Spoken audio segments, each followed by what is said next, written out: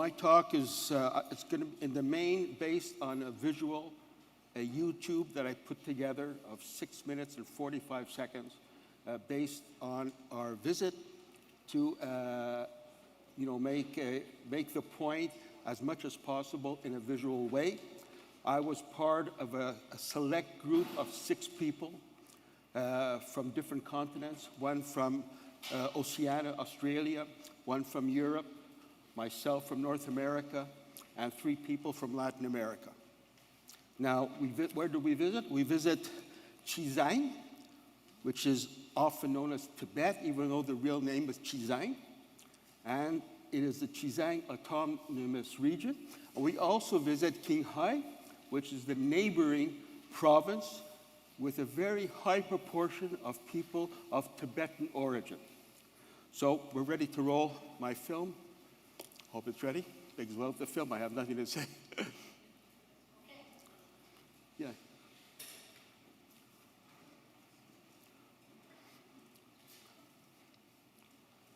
So here we're visiting boarding school. We know about all of the disinformation regarding boarding school. What do we see? Here it is.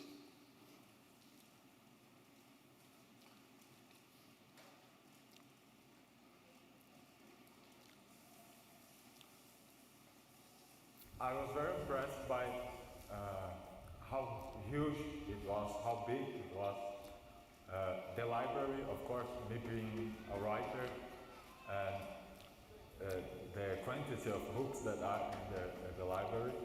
Of course, the football camp. So, overall, the infrastructure of the school impressed me a lot. It has a very elevated, a very high pattern. They had Tibetan, English, Chinese, history, physics, chemistry, moral and ethics, and math, of course. And it impressed me a lot the fact that there are 3 languages. I come from Argentina. In our country, we know that the rest of China had been poor for many centuries, and Qinghai was one of the provinces that has been poor for so long. Coming now, and I am witnessing big efforts and being materialized on poverty alleviation. I see the people that was poor not so many years ago. Now it's very, very good and very good conditions. Their children are going to school, and the life conditions, the houses, the clothes, and the conditions of the city, like electricity and water and all the services are very, very good. So this has been a very quick change, a very fast development in the sense of poverty alleviation. So I see people as better. I see a lot of dignity, and that is very moving. China, it was so inspiring to see those young people in the schools in China. When we think back, what was the situation in China before 1949, before the liberation of China? Nothing could compare to what was the situation there to the situation now. And it was so pleasant, even though, of course, I do not speak Mandarin or Tibetan, I could not communicate. But even without communication, just by the eye contact with those students, I'm very happy to see. You can tell that they are proud of what they are doing. They are proud to be part of the Chinese Revolution. It was I would say it was one of the most inspiring portions of the visit that we have had so far, and I'm sure there will be more inspiring situations such as this in the future. Just the fact that children have not only they have the right, the possibility to go to school and up to many years for free, it makes a major change for China in the future, where you have a whole section of the population who is being educated in order to take on positions in the Chinese society, in the Chinese government, to advance the cause of the Chinese people. So nothing could be more important than education for the youth.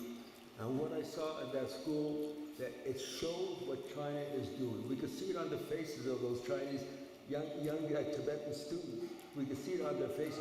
They're proud about what they are doing, that they are learning, in order to be part of this amazing, I would say, one of the most important advances in the history of mankind, what China is doing now. And those youth are part of it, are going to be part of it.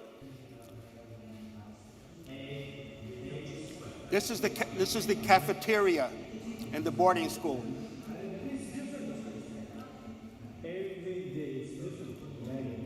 each floor can sit more than 600 students, and that means a total of 1,200 students can dine together on the first and second floor, providing a reliable, safe, and comfortable dietary right here.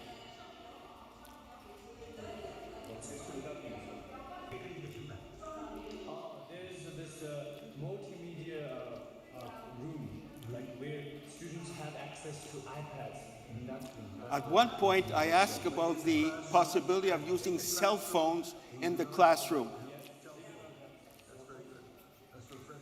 And the advantages are actually, you see, because of everybody playing cell phones, they cannot concentrate on the teacher's talks or teachers. They have no right to bring cell phones in the classroom. Like Tibetan class, it's very important that you learn first from the teacher, and then you should repeat or you should write down your notes, and then like rethink and reflect. It's very like methodical way of learning Tibetan.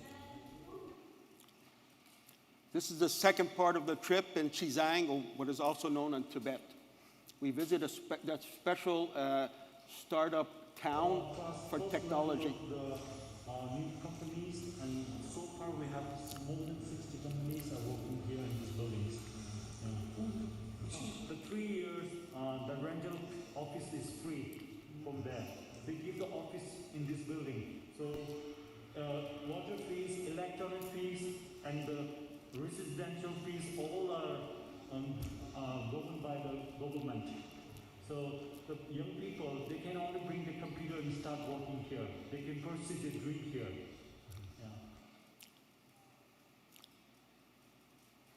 Yeah, so as he just finished saying, in that special tech town that was developed a few years ago, they provide everything to anyone who wants to participate. Just bring your computers and you could do anything you want to develop your own ideas, your own enterprise. So the question comes now, well, where's socialism and all that? Well, it's very, very much a part of it.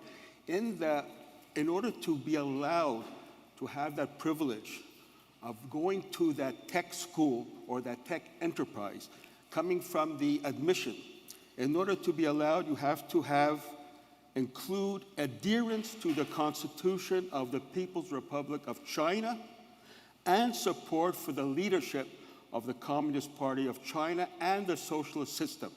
It does not say you have to be a member of the party, but you could not be expelled from the party and being admitted to the school. So that's my main point about this. Of all places in the world, there you have Chinese socialism with Chinese characteristics. The proper balance between individual initiative, at the same time, the social goals of the Chinese Revolution. For the people, young people who succeed, they also succeed in further developing socialism in China. Thank you.